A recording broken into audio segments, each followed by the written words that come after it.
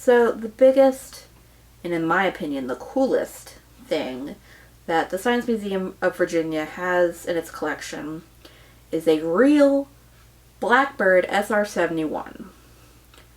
It is a spy plane that was made in the 60s and used all the way up to the 90s. And what's so special about it is that it is the fastest, highest flying manned aircraft ever. Let that sink in. Like, a plane made in the 60s is still the record holder for the fastest and highest flying aircraft ever. Or rather, manned aircraft ever. So it's not like a drone or anything. It can fly at 3 times the speed of sound. So that's over 2,000 miles per hour.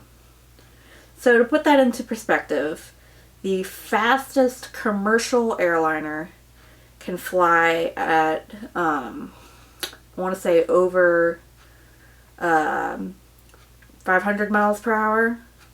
And that's the Boeing 747. Hold on, let me count. Alright, and then the fastest private jet is the Citation X, which, hold on one second, which can fly at about 604. So 500 miles per hour, 604 miles per hour, 2,000 miles per hour. What? So, yeah, that's pretty insane.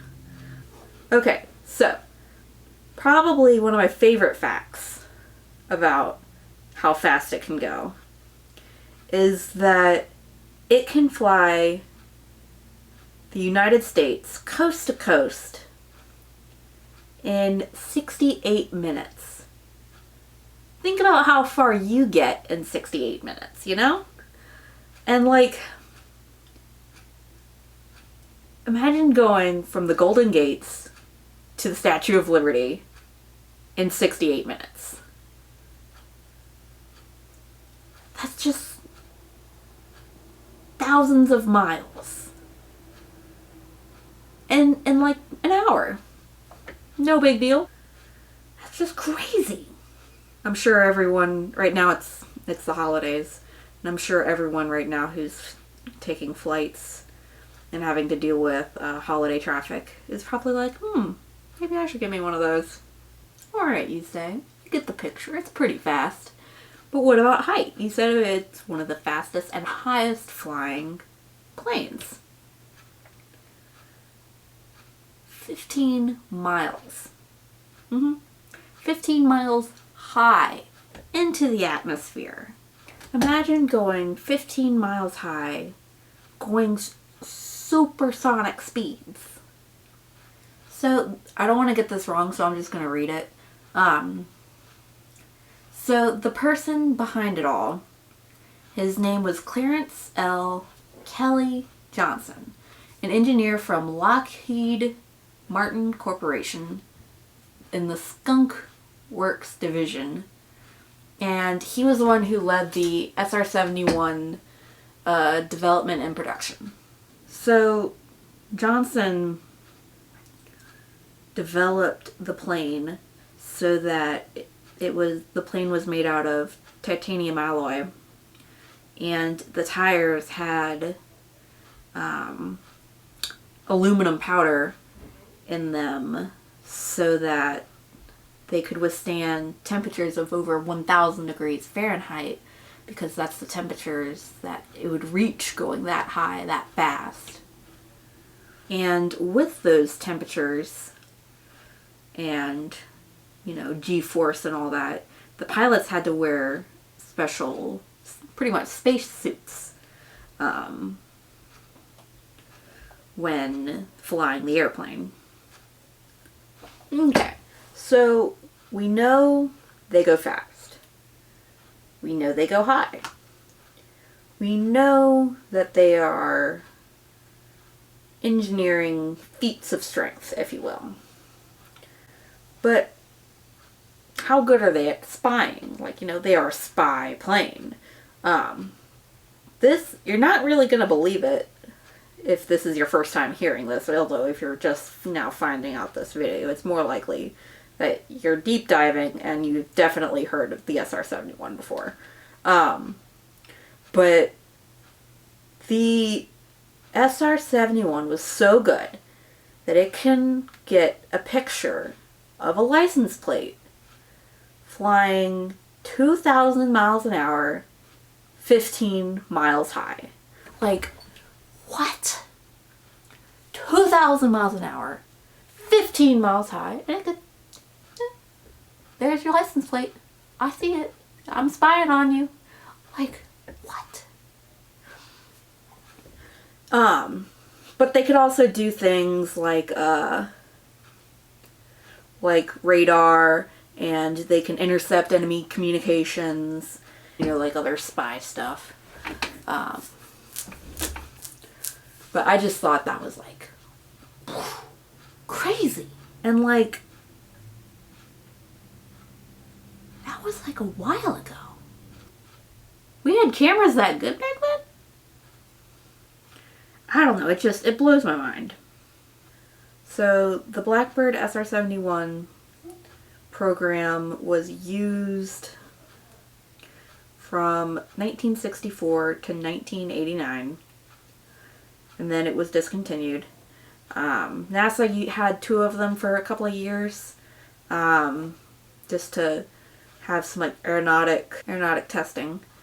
Then Congress voted to have the planes redone or reinstated from 1994 to 1999, and they were completely done. Basically, when the Cold War ended, the planes ended. So you might be wondering, Sarah, these planes are so good. They were never shot down. They obviously were good spy planes. They're record holders. Why were they discontinued?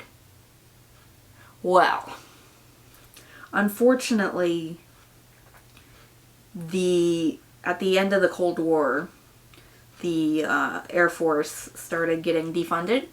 And obviously, to keep these planes going and to have these pilots trained and all that, you have to spend a lot of money.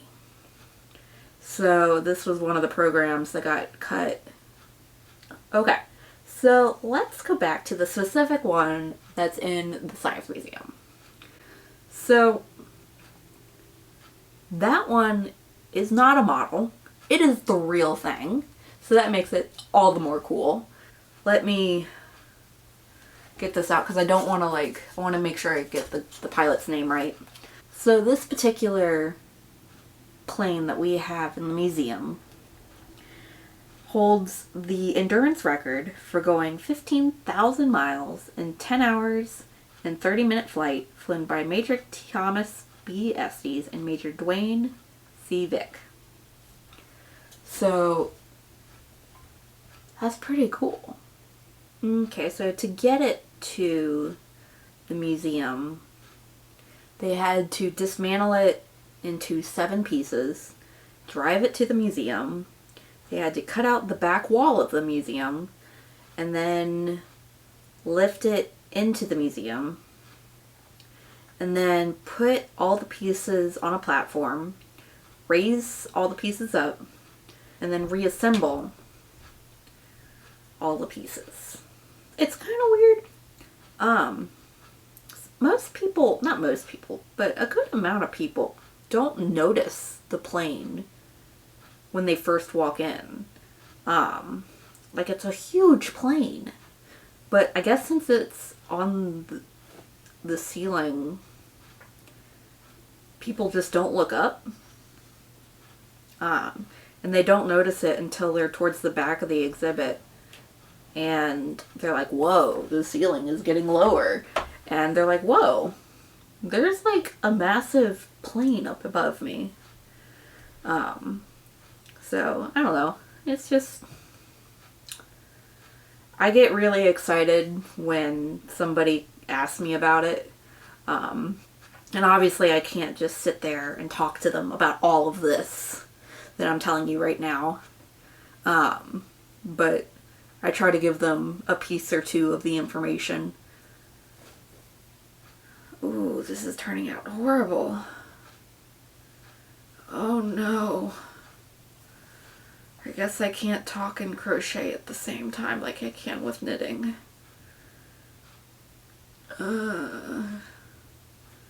Alright. I'll stop there.